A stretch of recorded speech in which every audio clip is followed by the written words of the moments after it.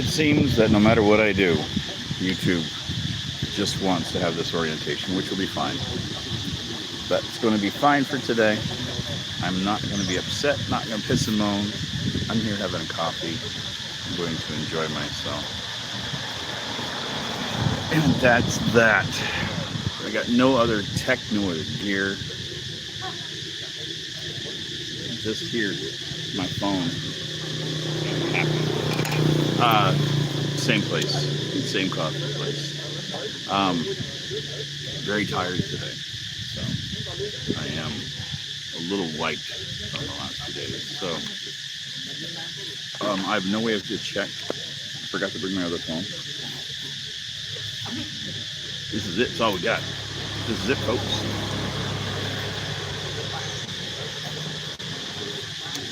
Okay. Do you have any settings? Translation, goals. I think we're good. Check. I'm just checking the settings of the phone. Yeah, this is my view. Hard to say no to it. We have here. Oh, I do not want to add makeup and stuff. No effects for me today. I think that turns off. Hello, Niams. Say. Stickers, effects, flip, view, retouch. No, highlight. No. Okay, we're good. What does this do? Oh, that just creates a link. We're good. So yeah, back and chilling and relaxing and just having a nice, good, relaxing morning. I have the microphone on. I'm praying that it's working today. So fingers crossed on all fronts for everything today. Yesterday was a very, very busy day. Hello, Lidvids. So yesterday, I got up in the morning, feeling a little rough. Allergies have been kind of a problem. How's Cambodia? Cambodia's wonderful. I've been here for 2 years, and I absolutely love it here. So I don't have a bad thing to say. I absolutely love being here. So, but yeah, anyway, yesterday I woke up just allergies were kicking in, and just wasn't feeling the best. So in typical fashion, whenever that happens, is I hop on my bicycle and I go up to the temple. So I took a bike ride up to Angkor Wat yesterday. It's about 3 kilometers from here. Good to see another Canadian chilling in Southeast Asia. Yeah, I'd much rather be chilling here than back home with the the negative centigrades. Whew. You got my hat. Congratulations. They are available. You can find them around. So I've seen them all over the place. Oh, I'm pouring myself a spot of tea. They provide you here with coffee. When you buy a coffee, you get a tea. So. And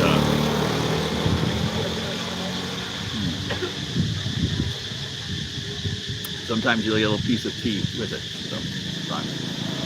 I don't mind picking tea leaves for my tea. Good day, Maddo. Good day.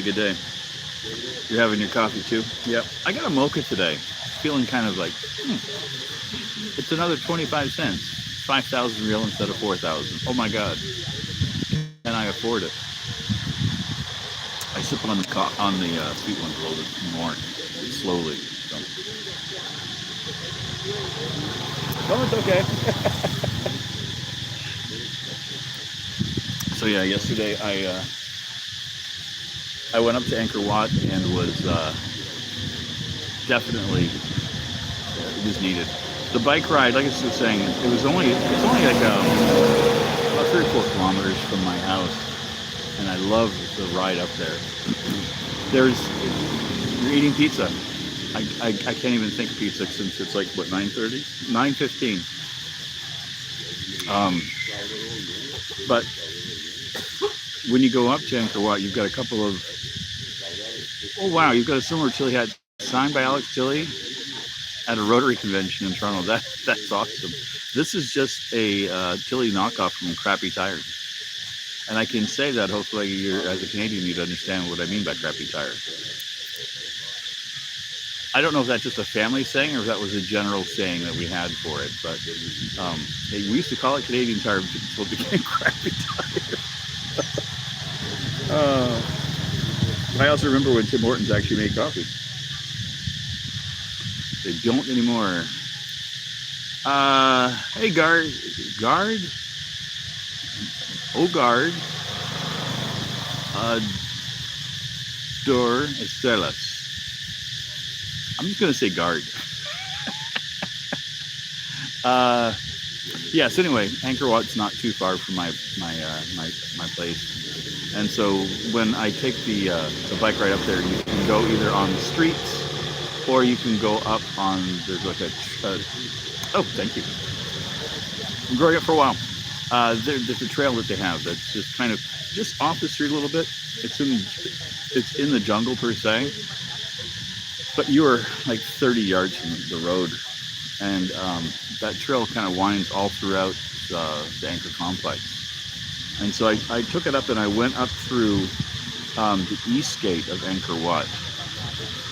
Oh, they changed the name locally. Tim Hortons lost me when who bought them out? Wasn't it? It was a. I don't remember what company it was. I know that it's no longer owned by the same company, and it was Tim Hortons, but then they got bought out, and from that moment on, it just went crap.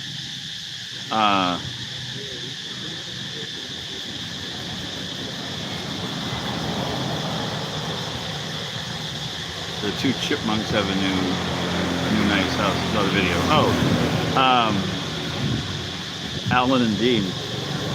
I was thinking, were you thinking like Simon and Theodore? I had to stop for a moment. So, yeah. I saw the video, but I haven't watched it yet. Son got the hat. Cool. Yeah, they're not, it's not a rare hat. You can get these anywhere. Anyway, back to my story, because I keep on getting distracted. Hedge fund now before Yum Brands out of Brazil. That's what it was, yeah. Because I'm trying to remember too, is like Wendy's. Who was it? I think it was, because you could go to a Tim Hortons and there was like a Wendy's next door. So it was the same company owned both. And it was crap.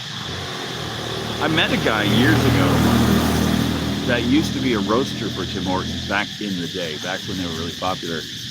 And, well, at least he said he was a roaster for Tim Hortons. You know, it could have been not. McDonald's is what I moved on to as well when I was there, because their coffee was better. But yeah, the guy that I met, he said he was a roaster for Tim Hortons, and he said that the reason that the coffee was as popular as it was back in the day was that they actually put nicotine in the coffee process. So I was like, ooh. Oh my God, Mark Smith. I think it's fair to say it's a tad warmer here. You get 17 seats today in Toronto. Looking forward to spring and warmer temps. That's wild, because like it wasn't that long ago you guys had some wicked winter storms and stuff. So that's 17. Well, I guess you get that kind of that. I remember we used to get like the January thaw. You know, you'd have like that cold month of December, and then you get a little warmer spell in January. Then February just turns to shit. The cicadas have decided they're starting early today. I was trying to get here early. Yeah, McDonald's coffee in Canada became exceptionally better than Tim Hortons when I left. I have no idea what it's like there anymore. All I know is 17 sea short weathers for Canadians? Are you kidding me? That's like naked running in the street weather. I used to put my shorts on when it got above 0. T-shirt and shorts, it's above 0. It's like, oh yeah, here we go. When you're used to minus 40, 0 feels really warm. Yeah. You know, there are some things I miss in Canada, but there are some things that I don't. So, the cold, I don't miss that. But I do miss fall. That would be the one thing. You're eating your burger. Enjoy. I thought you were having pizza. Yeah, I don't miss much back home. Fall, like I was saying, is one of the things that I did enjoy. I just enjoyed the cool evenings. You know, like this morning, it felt like fall here because when I went out this morning before I was leaving, I went and checked my bike to make sure everything was okay. I brought some stuff out and put on my bike. But as soon as I opened up the door, it felt like it felt really cold. And I looked and it was like 24, 25 degrees. And I'm like, oh, do I need to go back in and grab a sweater? So needless to say, I'm acclimatizing to Canada. Yeah, Canada isn't the Canada we grew up in. No, lipids, no. See, I was born in '68. Yeah, morning views. I miss that too. I did enjoy some of, like, growing up in New Brunswick. Like I said, I was born in '68. I moved around quite a bit as a kid growing up. We settled back in New Brunswick when I was grade 1 or 2. My grandfather, my dad's father, was getting up in years. My dad wanted us to be closer to my grandfather so we could get some time to spend time with him before he passed on. And we lived in a town called Woodstock. And I would say the majority of my memories of my childhood started around there. I have scattering ones, but like that linear progression of when you can think back and your mind is like, okay, from here on, everything is like in succession. Before that, it was like little bits and pieces, like clip art. Your hat's a little bit bigger. Yeah, so growing up in Woodstock was, I loved it because we were right on the St. John River. Sorry, what's your favorite month in Siem Reap and why, if you don't mind? Oh, God. I don't know if I have a favorite month. Like, there's parts about it. Like, honestly, if I had to pick, like, for the weather, January would be my favorite here. But I would say my favorite time here is April, when the New Year kicks in. And like once my New Year hits, it's absolutely insane. You got like 3 days of like craziness running around, and I love everything about it. And then after that, it's like all the tourists leave and everything is quiet here in Siem Reap, and I absolutely fucking love it. Matto, sitting on the porch listening and watching the world come to life. Yeah, I like those days. Wow, your grandfather on my dad's side lived in the Great Red Mud Island near Summerside. I actually know Summerside. My mom's from Borden, PEI. So I grew up spending summers in PEI with my grandparents. And so my mom's parents were there. And Borden is not far from Summerside. And then I moved there with my ex-wife, and we lived in PEI for, I think, 4 years or so. And we lived just outside of Summerside. And it was great. You were born in Australia, and now you live in Europe? You know what? Oh, the ferry ride lipids. Oh, God. Jason, I'm happy to have answered. At least I hope I did. And if I missed stuff, my apologies. I'm trying to, you know, talk and chew bubble gum, as they say.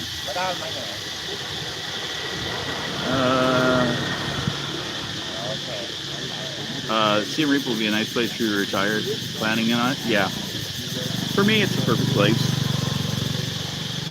I don't need big city stuff. I just want kind of quiet and chill. Like, look around me. This is, you know, this is a few minutes from my house. You know, if I need the nature, it's here. We live in Canada. I was born in Canada and lived in Cambodia. So I just went from one city to another. But for me, Siem Reap offers everything I need. It's got, for me, great food culture, really, really good coffee culture now. It's coming a long way. And I love the fact that I can go to almost any little restaurant. Actually, let me know if you guys, if you hear that tapping. If you hear the tapping, let me know. That lets me know that the microphone's working. Yes, John Smith, I do. I live in Cambodia. I've been here for 2 years now. Yeah, so anyway, you didn't hear it. That's kind of what I thought. I think I have to use the other adapter, which is fine. I'll just turn this off. I don't want to waste what little battery I have on it. We're just using the microphone that's built into the phone. So, yeah, we're just filming off the phone today. I'm actually digging it. And I'm fucking scatterbrained. Siem Reap. Jason, my son and I were in Siem Reap last year in January and I loved it. Yeah, I can understand it. I came here on vacation and I just haven't left. But for me, like I said, Siem Reap has the great food, great coffee scene. There's a really decent expat community here if you want to get involved in it. There's lots of stuff to do, but you have a lot of nature. So if you like to walk, the roads here are very walkable. Unlike in Phnom Penh, there's not a lot of walking space. Here you've got walking space. Lots of places to bicycle, lots of places to walk. So for me, retiring in a place like this is just perfect because, you know, I don't have to worry about stuff. If I need to go out for grab coffee, hop on my bike. I'm here in 5 minutes, you know. But if you need a nightlife, if you want to have, you know, that odd occasion where you're like, you know what, I want to go out for, you know, a night. Street, Soxon Road, there's plenty of bars and places to go and hang out and do that thing. So it offers like the wide everything about it, but I don't need all of it. For me, coffee shops, food is my priority. So, and I love it. But the other part for me is the spiritual side of Siem Reap because of being so close to Angkor Wat, that you know, it's one of the largest religious areas in the world. There's a lot of people who come here for religious reasons, and the fact that it's been both Hindu and Buddhist, and it's respected both ways. So people from either religion can come in and spend time there and get a feel for it. You know, Cambodia is like 98% Buddhist, so. And I can understand leaning that way. I felt like I was leaning towards that years ago, but after being here, the Buddhist philosophies and the way of life is resonating with me more and more as I've been here. So I don't have any religious thing per se, but if I had to choose, that would be the closest that I have to something that resonates with me. Oh, and yeah, Ogard, Siem Reap is good to reset. I agree. Yeah, and that's what I've been doing for the last 2 years is, you know, resetting, finding myself, doing things, you know. Enjoy your soda time. for me, doing YouTube, finding this, and finding my voice through this media has been fun. I've enjoyed doing this. YouTube just offered me like, oh, ask a Q&A. It's like, how many pillows? It is. I swear, YouTube is drunk with this app. It's fun. It works. I want it to work better, but that's just me. God damn it, I got distracted. Reset? Is it? I don't know. I was saying something. I have been so scattered. Oh, dear God. Jason, I like to walk. Southeast Asia is somewhat hard for good walking. And the people were great. I also like how family is so important in Cambodia and Southeast Asia in general. I agree. Yeah, that's the something I'm learning a lot as I've been here. That as a kid growing up, you had your core family.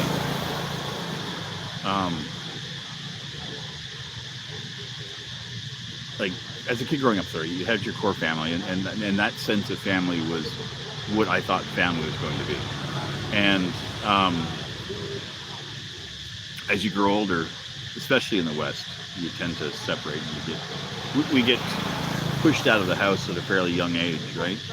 That push for independence and being on your own and being, go start your life, go start your own family. And here, that doesn't exist. That core sense of family, I think, exists throughout your entire life. Since I started dating Sopal, I've been finding out more and more and more about how family is it's not just important, it's a core part of their life here. It's 5 o'clock in Australia. Yeah, we're 9:30. Listen, bugs. But yeah, so like with Sopal, she'll come over and we'll be hanging out, and then she'll get phone calls from her brothers or sisters at all hours, throughout the day. And they use the like Facebook, or usually it's Facebook, but they'll send little voice messages back and forth to each other. And so it's like having a conversation, but you just record it as you go, and it's the wildest thing. Like if you watch people, you'll see their Facebook is just all full of little voice memos, all their messages, and they just kind of talk back and forth. They'll like be listening to somebody who will say like 3 or 4 words, and they send it, blah blah blah blah blah, and it's just back and forth. But yeah, their family is super tight, and it's amazing here. Like it's just nice to see that that's such a big part of things here. But yeah, also for the walking, I walk everywhere. My preferred mode of transport is going to be first walking, and then after that to be a bicycle, after that to be a motorcycle, and then after that is like a bus or train. Car is like at the very bottom next to airplanes. If I don't have to, I don't want to. So everywhere that I've been, walking is my main form of transport. So Bangkok was not great. Some areas were good, but a lot of it was not geared towards walking. Like if you were on the roads, like the motorcycle was just like right by your shoulder. Yeah, Meadow, that's true. You walking around, strangers will just invite you for a meal or a drink all the time. And especially in the evening, like if you're out like around 5 or 6 at night, when everyone's done work here. Can I do a circle? Okay, here we go. I don't know if this is it, but here's a circle. This is what I got. And excuse the jitter, but it's just a camera on the phone. So there we go. That's the circle. That's what you get. If that's what you wanted, that's what you get. If that's not what you wanted, I don't know what else to do. But yeah, like you said, Matto, it's like you can go, walking by, people are having a meal or just having a couple of drinks. I don't know how many times I've had people like, hey, you want a beer? And I'm like, thanks. And that was weird too, because when I first moved here, I didn't drink at all. Like I hadn't had a beer or anything in about 10 years. So for me, it was just like, no, I'm okay. But then it became such a thing. Like I was like, it's like this is like daily. Now I'm feeling rude. But you know, I don't drink anymore anyway. So the Botanical Gardens, Siem Reap, that is about on my bike from here. 3 minutes, 4 minutes. Not far away at all. I would say about 500 meters behind the camera is Street 60 or 60, and then that would take you right over to the main street, which is I know it used to be called De Gaulle, but I think it's and that takes you right up. Yeah, we're not far from there. I'll be going back to Botanical Gardens again. I love it there. It's one of my favorite little spots here. I was there about a month ago, so I'll be going. I'm due to return again soon. I try to get in as often as I can. Yeah, it's easy to spend hours just wandering through it. And then if they finish the trail, because I know that Claire from For Real, take care, Naoms. Claire from For Real went through from the Botanical Gardens up through a trail, you know, not official, and then walked right up through to basically where Angkor Wat starts. And it was not a very manicured trail or anything, but she did it, and I was like, ooh, this is really cool. I actually did one yesterday at Angkor Wat. So I was saying, hello, Mom. It's not my mom, it's just Mom, isn't it?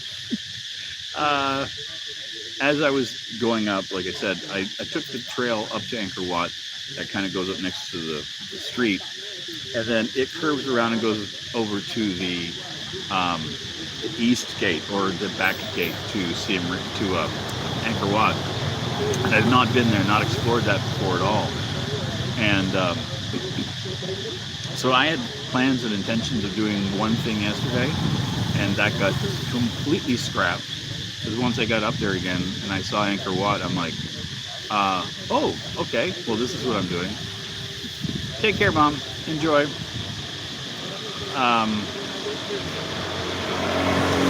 But yeah, every time I go up there, I kind of get sidetracked with like just with Angkor Wat itself, and I'm like, okay. And I went and explored it, and I had a great time. But when I got there and I was parking my bike, I kind of followed inadvertently a group of cyclists, and they were a bunch of tourists that were with two guides that were Khmer. So one took the lead, one did the back, so they kind of like led everybody up there. So they stopped near Angkor Wat, and they were just, I thought they were going to get off and go into the temple, but they kind of walked their bikes off to a little trail, and I've been kind of like passing them, and they're passing me as we were going through, and so, you know, kind of doing that friendly thing. And one of the guides, I said, oh, where are you going? And he goes, oh, trail to Angkor Thom. And I was like, oh, cool. So I did that. I followed that. So I put the camera on my neck, and I did it in this style. And it was cool. I had a lot of fun, but it was a little path, like narrow bike trail, and it was sandy as hell. My wheels are like digging into the sand. But it followed the outside rim of the moat. You're gonna go watch SpongeBob? I haven't seen I've never watched anything SpongeBob, ever. Well, clips, or the little things like 2 hours later. But yeah, so I followed the moat around, ended up going up to the main street that takes you up to the Bayon. Bayon? Yeah. Jason, Lost City Pizza site, some of the best pizza we mainly just ate local food, but was really wanting pizza, and the pizza was great. Yeah, I've been there a bunch of times. Mondays they were doing a you buy a pizza, like one of the specialty pizzas, and you get the margarita one for free, like their $5 pizza. I've been there just to have that little $5 pizza, and it's amazing. You know, you don't have to spend a ton of money and get decent, like a good feast there. But they also have on Wednesdays, they do a meat platter with like barbecued ribs and stuff. You have to book a reservation in advance. I think it's like $13 or something per person. And I've been meaning to go, but I haven't gone for the meat yet. But I was talking with Dean the other day, and he said that the promotions are all gone. So I don't know if that's just that. He said he was looking online, so they may not be online, but maybe they'll be in person. I don't know. So I'm going to go down on Monday and check. It should be tomorrow. So again, if you hear the cicadas, I can't do anything to drown them out. Oh God. Yeah. If you use your mom's credit card for $100, if I did that, I would get in so much trouble.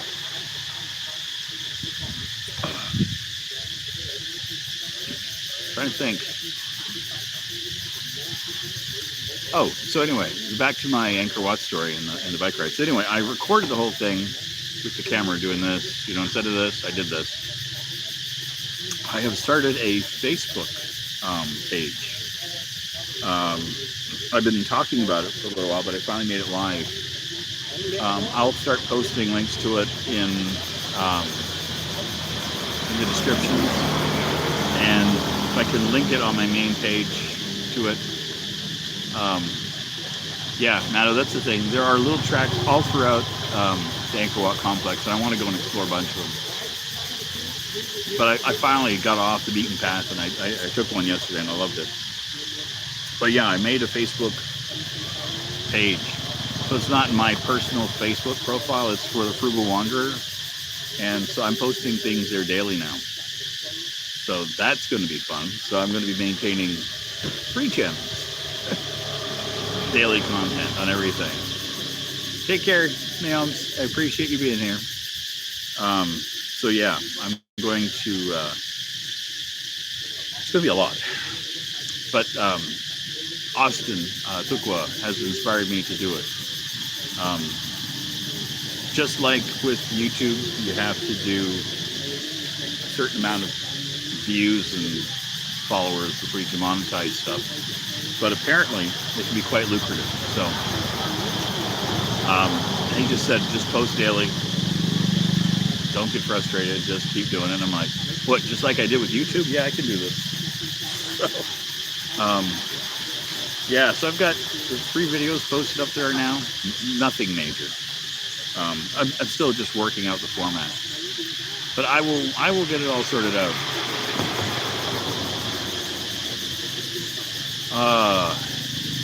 When you get to see where you want to take time to pass some time on a Buddhist retire place, yeah, I would.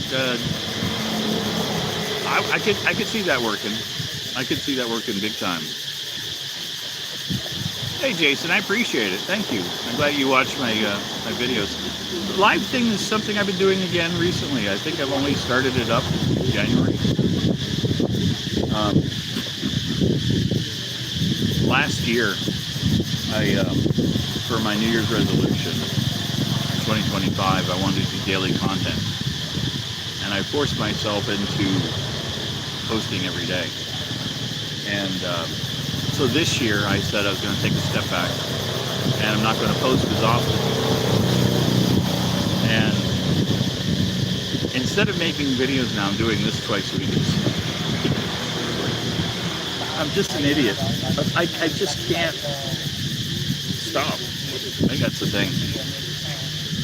And the other thing too is like, there's an option I have for a thing called Restream. And it's a, you basically, when I'm doing this YouTube thing, right, this live stream, I'm streaming directly to YouTube. If I do Restream, it'll send the information to Restream. Then that will branch it out, and it will send it to Facebook and send it to YouTube. And that way I can do a live stream and I can hit both. And then Restream has its own chat. So I have to work that out, but that's mentally in the works. Yeah, you do what you want to do. Matto, I understand that too. That's why I'm not giving up on YouTube at all. I'm just adding an extra layer. But because I'm doing this, the Frugal Wander thing, like honestly, Facebook itself, for the past 7 years, I really haven't done anything with Facebook. I haven't liked it. I never liked it when it first started. I was on MySpace, and that was fun. But I never really liked what Facebook was. And you're walking holding your phone. Good luck, you. But yeah, I never really trusted Facebook. I never really liked it. Like even back years ago, all my friends were posting these stupid freaking videos, and they'd be like, "Oh," or little quizzes. They're like, "Oh, what kind of Addams Family member are you?" and all these kind of things. And I'm like, "Are you fucking stupid? These are all personality tests. These are all geared to gather information about you. This is not a friendly thing." And then it came out, it was like the whole Cambridge Analytica thing. And I was like, there's nothing good about this platform. So for the past few years, I've been kind of just staying off of it. I don't really post much of anything at all. I've honestly, for the last couple of years, only just been posting shit that I've been posting here. Like just kind of like little clips that are like, oh, I'm out having dinner in Siem Reap. So I'm just nothing. And I've been posting my little short videos to Facebook. So when Austin said that I should open up a Facebook page, I'm like, that'll take me completely off of personal Facebook. So I don't have to worry about doing anything there. I use that mostly as a way to contact friends and family.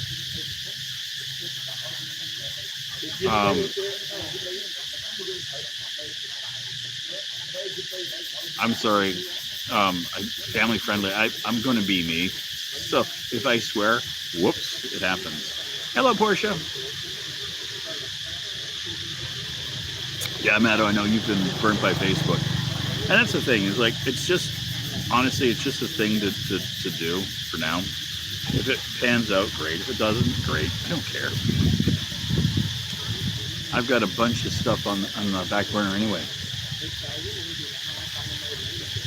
I don't put all of my eggs in one basket. That's the other thing, is like I want to kind of branch out to do a bunch of stuff. But YouTube is my main thing. It has been for years. I've been, gaming channel now for 11, 12 years. So it's kind of it's the devil I know. But Facebook is just like, so like I said, I'm going to use it, but I'm not going to be posting anything really personal because I don't care anymore. Like for me, most everything I do is on social media, right? So like my YouTube is public. So what do I care? What else are you're not going to get any more information out of it. So it's going to be what it is. But so Cafe Mocha is actually a winner. I love their Americano. Your phone has a crack. That happens, especially if you drop it. Yeah,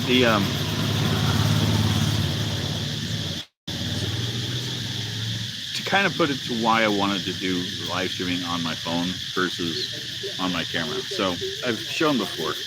This is, you dropped it. I figured. So this is my Pocket 3. I've been live streaming from this since I got over here. When I'm walking and talking, it's great, and I love it. It works perfectly.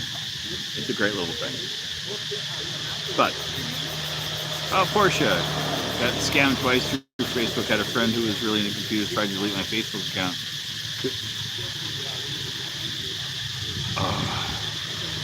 Yeah. There is some weird crap through Facebook. Yeah, I should make a video reviews of your gadgets. You know what's funny about that is that whole industry of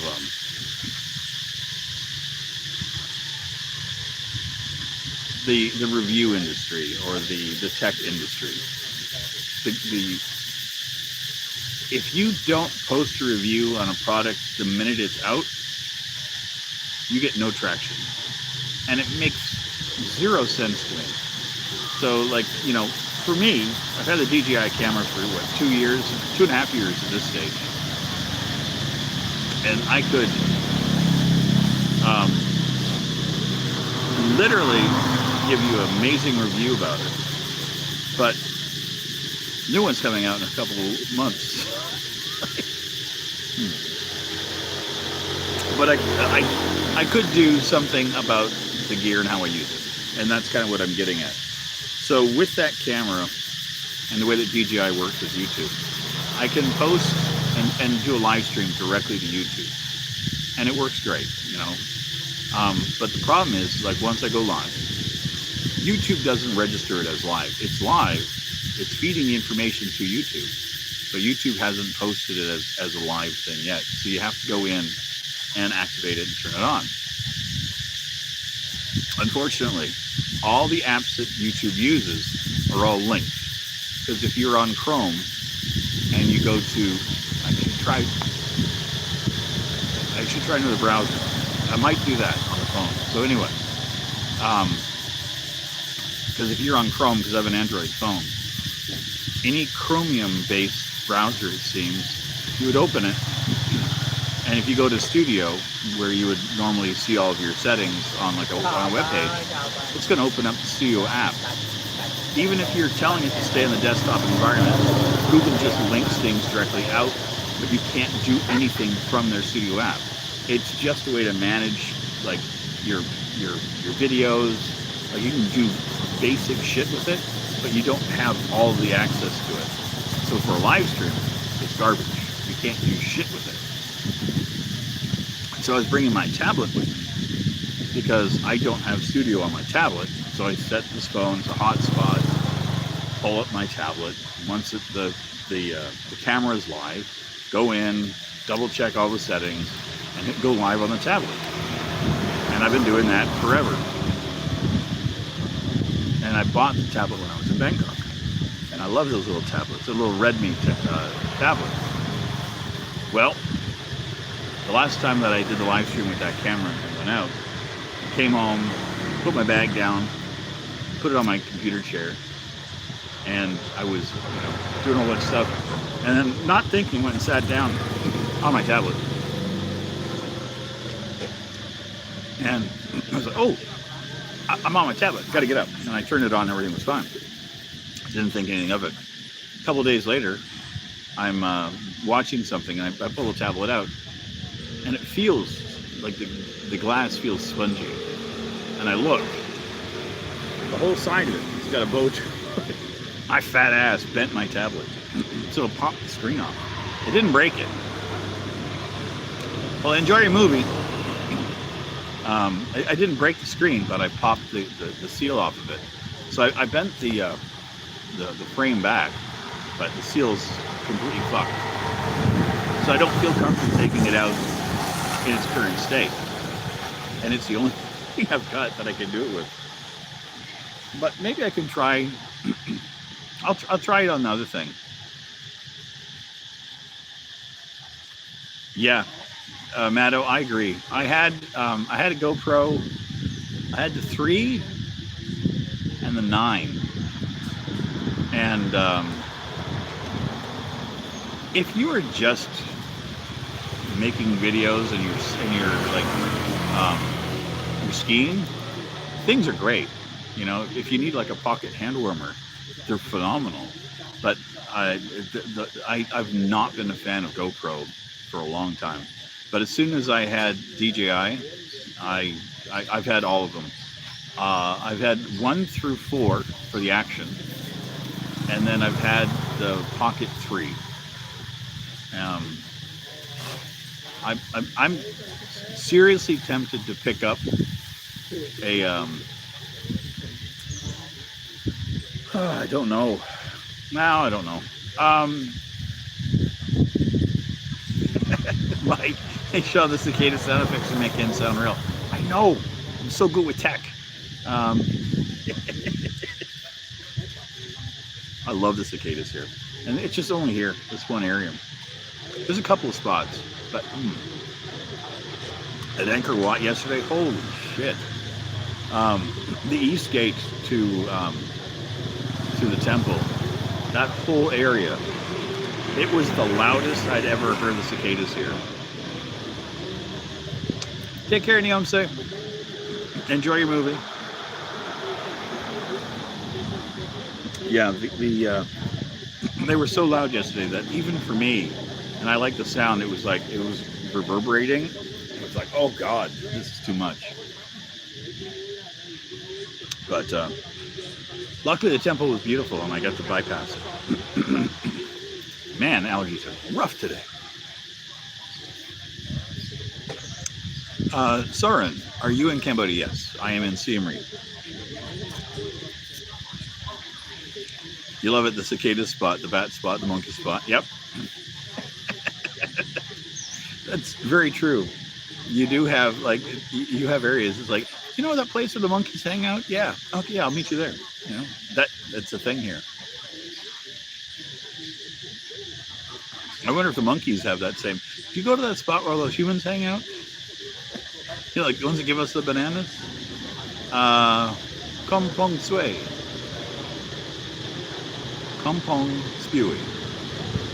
I don't know where that is. But welcome. You are in Cambodia too. Okay. Excellent. Well, thank you. I love it here. I've been in Cambodia now for 2 years. And I'm looking forward to saying that I've been here for 10 years. Because I am not going back to Canada. It's, this is my home, and I'm happy to be here. Everything I want is here. So, yeah. Funny enough is like, as you grow older, you know, you get kind of set in your ways, you know. So for ages, I thought that, you know, I was just going to be this person, you know. And thank you. I'm glad you like my video. I appreciate it. Yeah, as I was getting older, I was thinking, it's like, okay, you get to a point, you know, with your mentally and your, you know, your career, you get everything in the West. You believe that your life is going to be a certain way. You know, you get your job, you get your house and your wife, and your family and everything, and you're like, this is what it's going to be. And it's amazing how quickly had the original 1, 2, the Hero 3. Yeah, I could understand using that one, but the DJI I just stick with.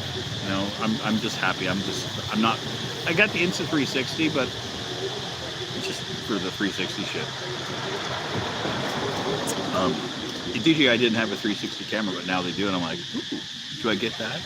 Have the whole ecosystem? But anyway, as I was saying,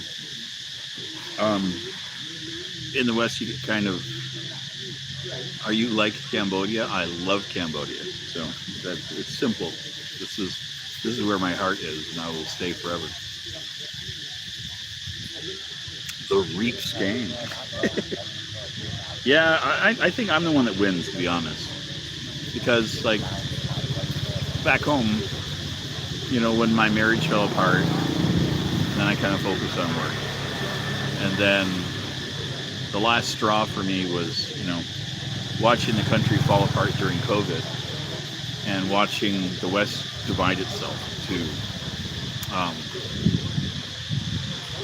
what I didn't understand. How old am I? I am 57 years old, 58 this year. I'm old as dirt. But yeah, for me in Canada, what happened was during COVID, I saw a part of the Western culture that I knew was there, and I chose to ignore for years. And it was the fact that it is so me focused. Just me in every aspect of everything that happens there.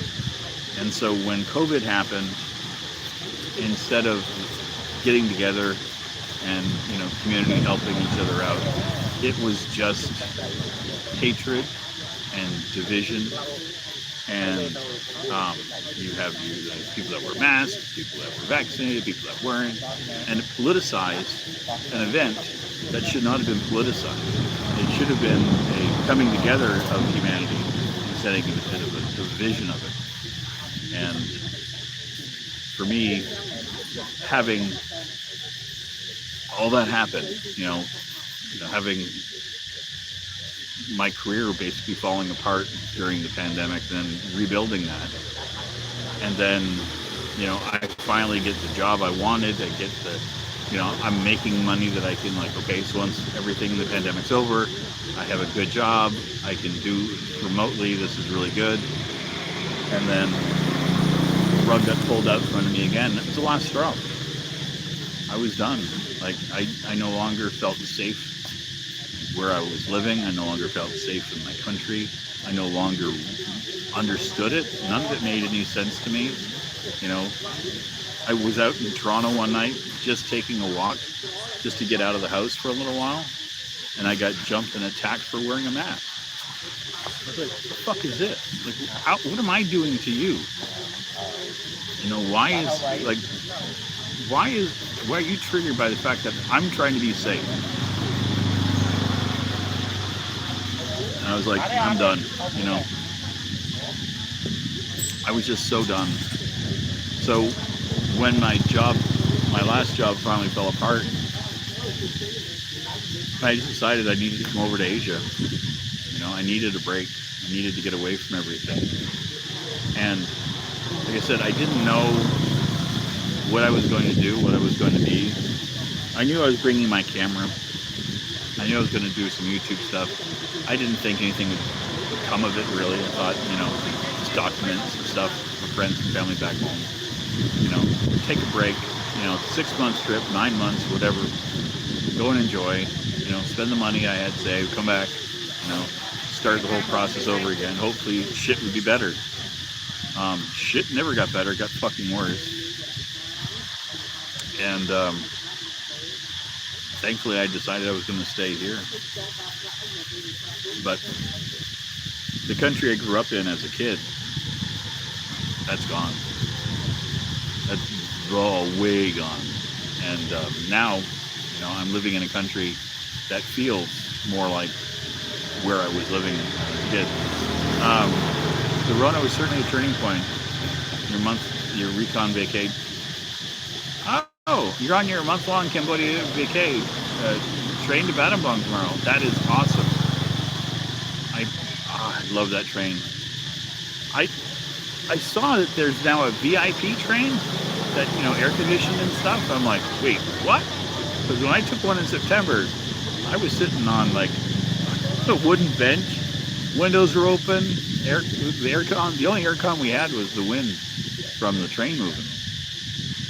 But it was $8, man. It was such a great trip. I honestly,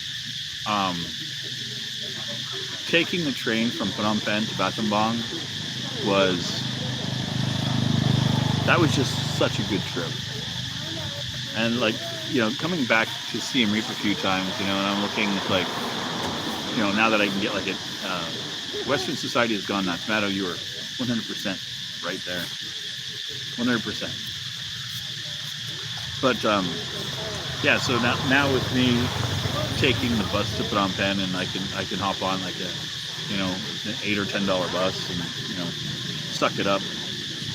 But so here's the thing, like, this is my brain, and this is like how I think, and I would do this.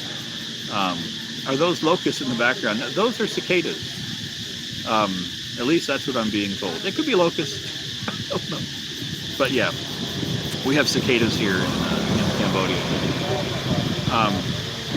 So anyway, the last time I came back from Phnom Penh, it was $16 and change. What I would do is take a bus from here to Battambang and kind of gear it so that I had like an hour or so in Battambang, and then take the train from Battambang to Phnom Penh. It'd be a long ass day. I'd be transported for 10 or 11 hours or more. But I would do that because it's like 5.5 hours from here to Phnom Penh. But I would literally spend a whole day traveling just to be taking the train. It was so much fun. How's the jump hunting go? Matt, I don't know. I plugged away at it, and then I'm like, I'm done. Taking a break. I have to get back on it though. That's my intention tomorrow. My morning tomorrow is Monday is tomorrow for me, by the way. I'm gonna get up early in the morning. Gonna take a trip up to bike up to Angkor Wat. I'm gonna try to do a loop if I can, or do as much of a loop as I can, and then come back, sit down, pluck away at it, and spend the rest, like most of the day, doing it. I'm going to try a little bit today, but I have a bunch of videos that I need to edit for Facebook. I'm trying to do little short videos, so that's the thought. Hopefully, I'll find something. But that's the thing, is like, I don't need a ton of money. The cost of living here is not bad. A couple $100 is all I really need to offset living expenses, and I can, be here indefinitely. Matto, you are right. That's it. It might be slow, but allows you to take the scenery and atmosphere in. And that's the thing too. Is like, one thing in the West is like you have to be there fast. It's like everything is always about speed. And I just don't care anymore. Like, I was living in Toronto, and there was an electronic music festival in Montreal that I wanted to go to. And so it was a whole weekend, a long weekend of the festival. I took time off of work, bought the ticket for the festival, had a hotel and everything lined up in Montreal. I was very happy.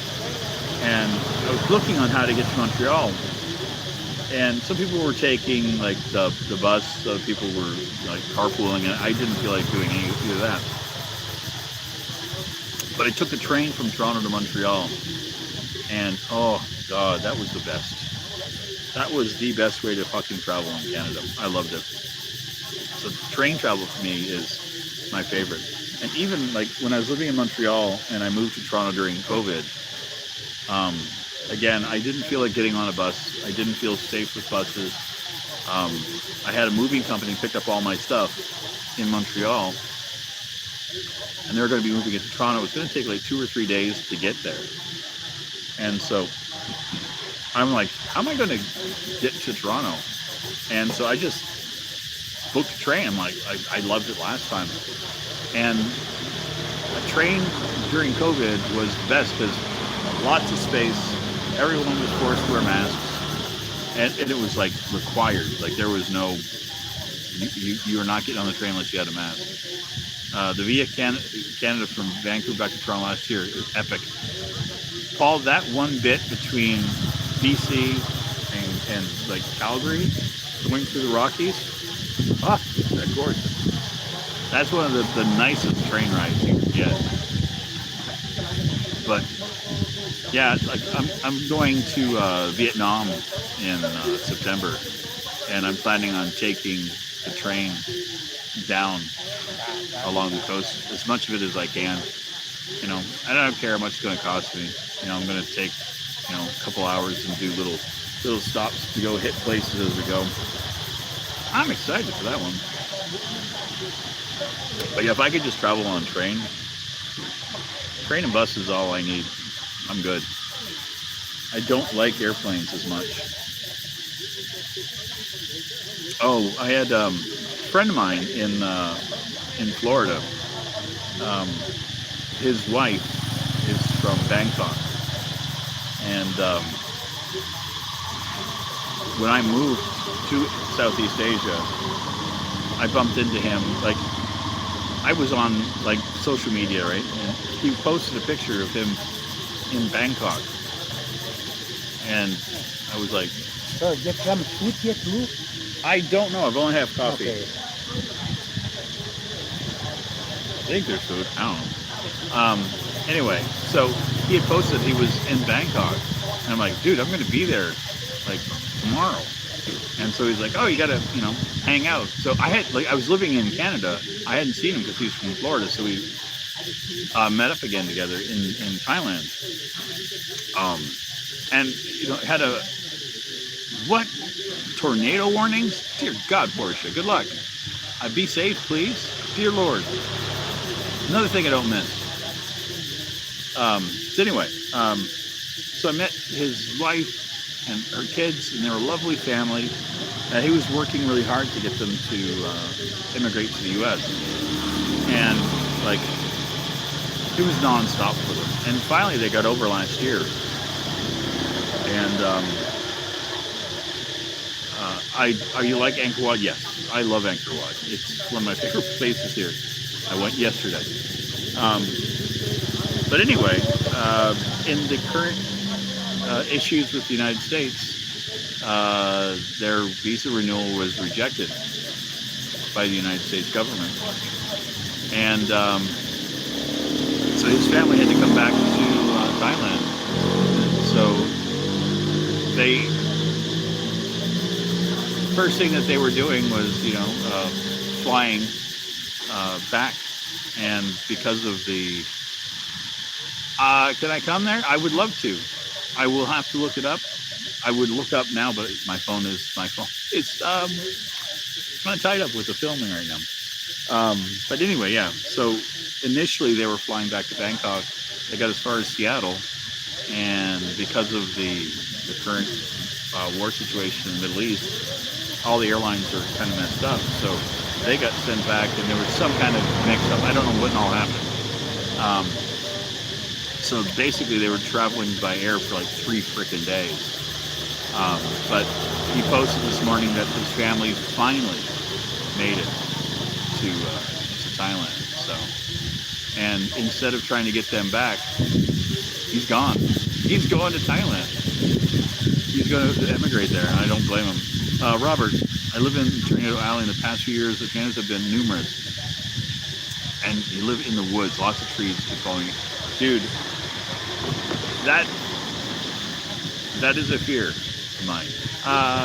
Saran, where am I from? I am from Canada. So I grew up in, I shouldn't say just Canada, because I grew up coast to coast. And I spent half my life in Canada and then half my life in the United States. So I kind of bounced back and forth between the two. But I was born in Canada, so I am a Canadian. But now I'm in Cambodia, so I plan on being here the rest of my days. So yeah, Robert, when I was a kid living in Calgary, and if you don't know, Calgary is on the west coast of Canada, and it's on the plains right before the Rocky Mountains. So you have Calgary, and then you have like the foothills, and then you've got the Rocky Mountains. And it's like, what pet do you like? I don't have any pets, Soren. I am allergic to cats and dogs. Allergies are really bad for me. My favorite pet I have had was fish. So I'm weird, but I travel too much to have pets, so that's one thing I don't do. It's not fair to have an animal when I travel as much as I do. So. But anyway, Calgary. So because of where we were, when the storms hit, we have in the wintertime a thing called a Chinook. And a Chinook will come in, and that's where you'll have it could be like minus 30 degrees or minus 40. And you'll have like a horseshoe of clouds come across, come off the Rocky Mountains, and you'll have like this pressure system change, and you can go from minus 40 to like 20 degrees in like an hour. And in that transition, the winds are fierce. And like one day as a kid going to school, I had stones, because the Chinook was coming in. I had stones hitting me and pelting me as I was going to school. Hello, Salong. Do I have a father? Yes, I do. I do.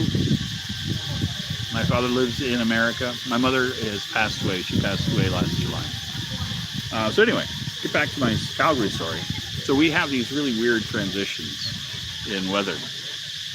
And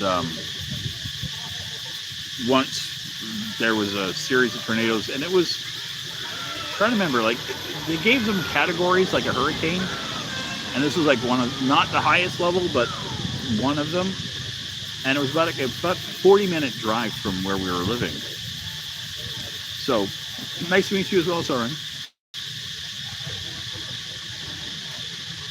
Now, as a kid, we traveled all the time. We lived in the car. And so, we got to be in our bond to go see the aftermath of the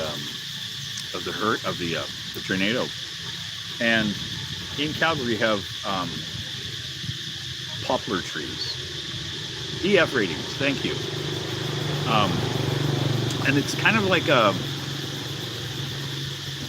it's not a thick bark tree, it's like thin bark, but very straight trees.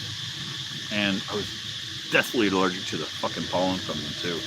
But we were driving by, and there was a section of like a little forested area that was all just poplar. And as we drove past it, a lot of them had fallen over, but not completely, like about 8 feet up, and then they were toppled in. But if you look up to where it was toppled, like, you know, the tree was like no longer like this, it was like, but at that section, it was like a corkscrew. And you could just see, like, it just spun the trees right around until they bent over. What day do you go to your country? I won't be going back to my country, sorry. A train just killed 3 people in Michigan yesterday. Jesus Christ. Weather is nuts, man. Weather's gone nuts back home. Weather's crazy here too. Like we had rain the other day. And it's cool today. It is so cool today. Where I used to live every now, Matt was saying, where I used to live every now and then the winds would come and cause havoc and leave and hours of cutting fallen trees. So many close calls. Yeah. Like growing up in Florida, Robert, that's what I've been understanding about the tornadoes getting stronger, more frequent. Extreme weather seems to be more prevalent than ever before. So, I'll show you guys something here. Look up at the sky. So you notice how clear it is? You don't see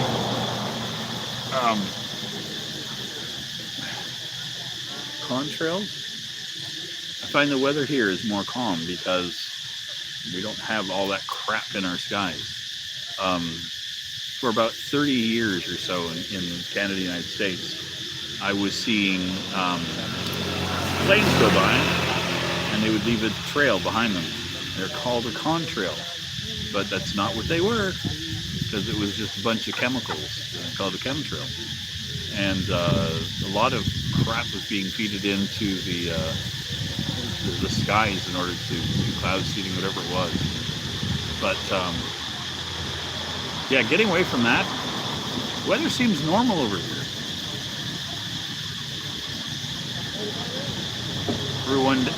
Even one day doing a job, I had to tell the news media where to go. Oh, did you send them over to where they get a chainsaw to help out? Because you know they don't want to do that. What food do I like? Soren, I like everything. I like all of my food that I've encountered so far. I do even like bahak. So, but yeah, my girlfriend, she brings over food for me all the time to try. I'm like, okay, I'll try all of this. It's all good to me. Yeah, Khmer food's amazing. But yeah, watching the news back home, like this year there was a winter storm that was basically most of the United States and Canada. I'm like, when did that happen? I've never seen a storm that big. Like when I was a kid, you'd have like, do I have Discord? I do, but I don't use it. And I'm actually going away from Discord because I'm not going to play games with their privacy policies. They set a standard saying that you would need to have identification, or you have to, you know, they want to collect information so they could sell it. And I'm like, you're done. I'm done. I'm not going to use you. So my Discord days are numbered. One of the reasons you want to move to Southeast Asia, tomato season kills me. The cost of living, even though the cost of living here in the Midwest is very low versus most people. Yeah, I hear you. Ogard, thank you. Nice having you here.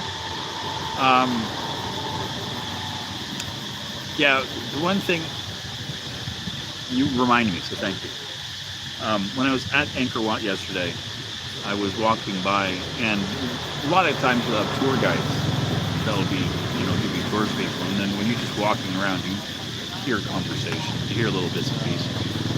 And they were talking about weather, and the guide was saying, it's like, yeah,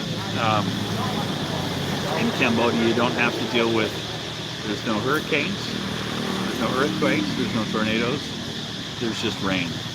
And I'm like, yep. So, what was it? A year or so ago, you were very blunt, Maddo. Gee, surprising. I've watched your videos. I could imagine you being blunt. Like a year or so ago, I was in Vietnam, heading back to Cambodia, and there was an earthquake. So I think it was the one that hit Myanmar, and then toppled the building in Bangkok, and then we felt it in Saigon. So that's a large chunk of you know, area. And like I felt it, and I was like, oh my God, what's it like in Siem Reap? Nobody even knew it happened. Like they didn't feel anything here. I'm like, what? Does the vibration just travel underneath Cambodia and like, you know, Myanmar, Thailand, under Cambodia, and then Vietnam? I'm like, what the hell? Robert, you make $1,000 per month there in the Midwest. I know, but you're $500 to $600. Yeah. And that's the thing too, man. It's like, Robert, I don't live cheaply. Like I could, honestly, if I wanted to be more frugal than I am, I could probably bump that down to $350. I could get away with $400 here easy. You know. Oh, you love when it rains, just sat outside watching it? Yeah. 4 days until your birthday. Well, happy birthday. Early. Oh. Cicadas are actually being quieter today. They're there, but they were loud the other day. Oh, I tell you. Oh, you're welcome.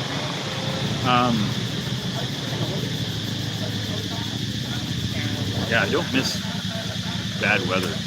I mean, growing up in Florida, we had hurricanes. And that was the thing too, is like I remember hurricanes were like localized little storms, you know, they would have them. And you'd hit a part of Florida, like, you know, God, Robert, your biggest cost is your cable and internet, over $200 a month. Yeah, I've actually joked about that, and I've said that my cost of living here, like my rent here, including internet, electricity, everything, is cheaper than my cable bill back in Canada. It was getting out of control. I appreciate that, Sarah, and I appreciate you subscribing. I couldn't sit on. But yeah, anyway, when I was a kid, you'd have hurricanes come in, and they were big storms, but they would cover a city, maybe a county, and that was a big storm. I remember once we were in Sarasota. I had a thing in Key West that I was in high school, so I had a thing for my old high school because we had moved, so we had to travel back to the east coast of Florida. I went down to Key West for a marine biology thing, and then we were there for most of the day, and they were like, "Oh, we have to cancel this early. There's a hurricane coming in." So we didn't get evacuated, but we left. So our families all met us. Good morning, Alan and Dean. I'm doing well. I am at Train. Train Coffee. Can you see it? Is it there? Yeah. Same place. I'm a creature habit. Why change when it works? So anyway, we got kicked out of Key West.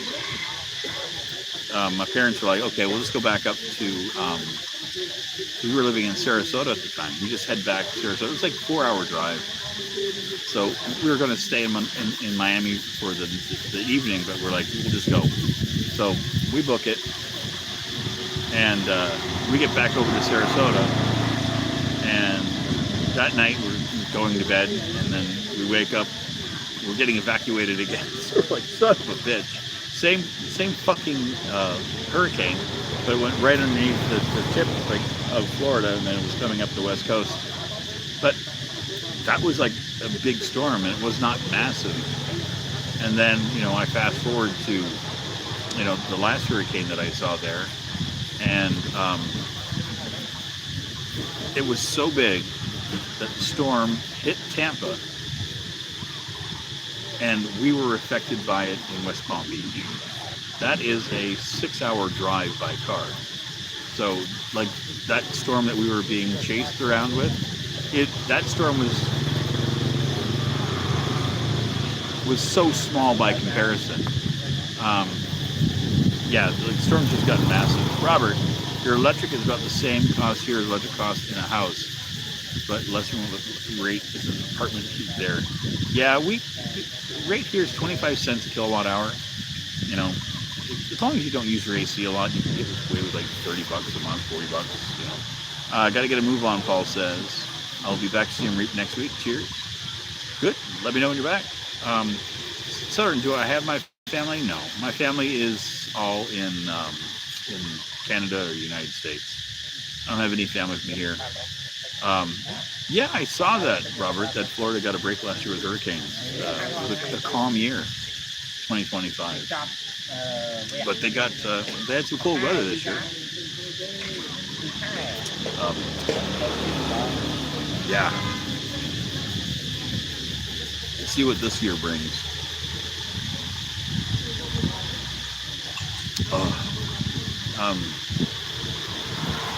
Yeah, Robert, 25 cents an apartment there, but aren't homes at 17 cents? Yeah. So, actually, the rate across Cambodia, or across Siem Reap, I should say, is 17 cents. But it's just kind of accepted that the apartments charge 25 cents kilowatt hour. I guess it's like a little extra money that they make. So yeah, they make an additional 7 cents or 8 cents per kilowatt hour. But again, they pay you pay your landlord pays the electric, so they handle all of that. So it's like a handling fee, but it's just kind of accepted here. If you get a house or you get into the country a little bit more, you'll be paying the 17 cents. And then you get your bill and you just pay through ABA directly. So, which is probably what I will be doing within the next year or so. I have a feeling that I'll be moving into a more rural. I think my next move will be something more local. Sorry, you can ask anything. I'm happy answer whatever questions you got. I don't have an open book. Yeah, ABA is the only bank I use here. I don't see a need for anything else. I know other people try some of the other banks, but it's owned, by a Canadian company, so I'm like more than happy to use it here. And it's just kind of universally accepted, and I like it.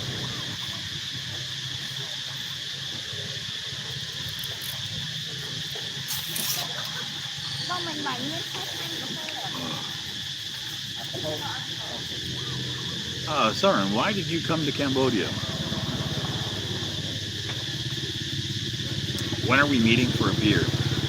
Alan and Dean. Well, I happily meet you guys for anything other than a beer. I'm not drinking. I have it's been 2.5, almost 3 weeks coming up since I've had a beverage. So Soren, why did I come to Cambodia? Easy. I was living, I settled into Thailand when I first came over, and I was just trying to get my feet underneath me. So I wasn't sure where I was going to be settling in, what my plans were. I wanted to be in Thailand for a little while. And so because I was in Thailand, I had 2 months that I could stay there that I needed to get a new visa. So I came to Cambodia just to do a little trip that I was going to go back in and get my visa back in Thailand. But the minute I got here, I realized that I liked Cambodia so much that I didn't really want to go back to Thailand. I didn't have anything against it. Just this is more comfortable. It was like more along my lines. You're out later for a wander out? Yeah, let me know when you guys are out and wandering. I can meet up and grab soda water, ball of water. Ooh, I can bring one of my fancy electrolyte powders, and I'll have an electrolyte with you. You have a beer.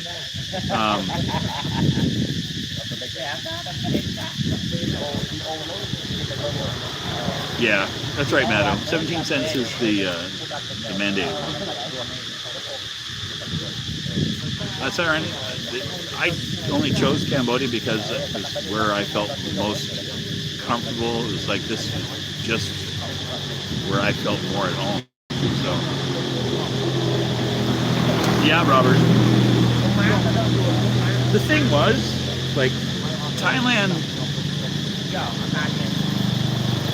How do I put this?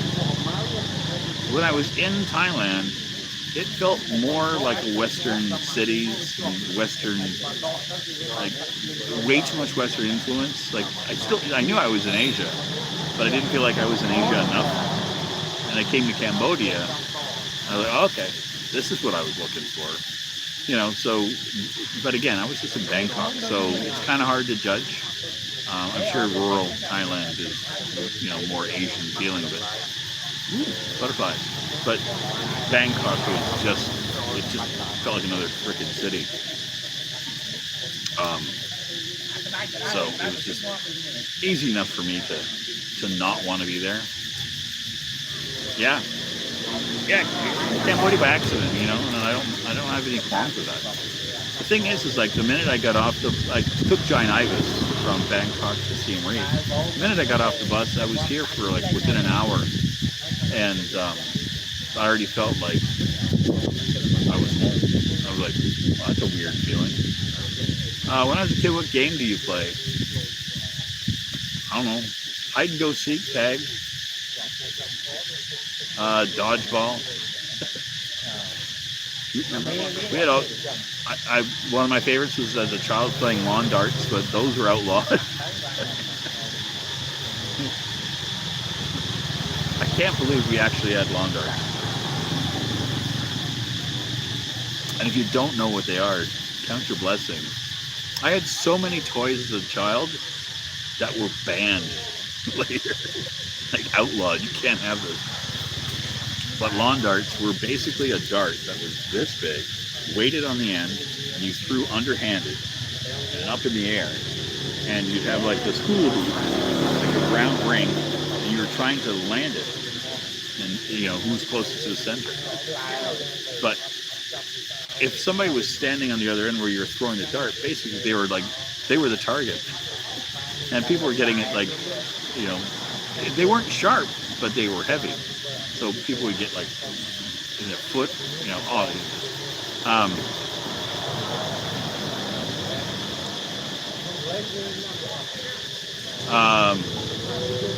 Robert, I watch a guy who's been in Thailand for 30 years, and he says, I liked Thailand better 30 years ago.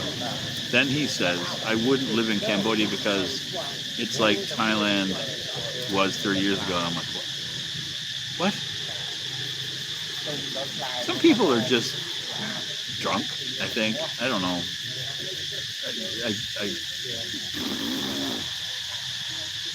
Either you like a place or you don't, And I think we can't live in the past.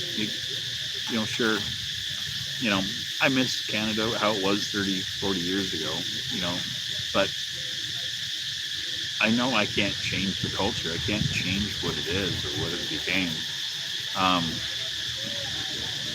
So for me, the easiest thing is if you don't like it, move away, find something else,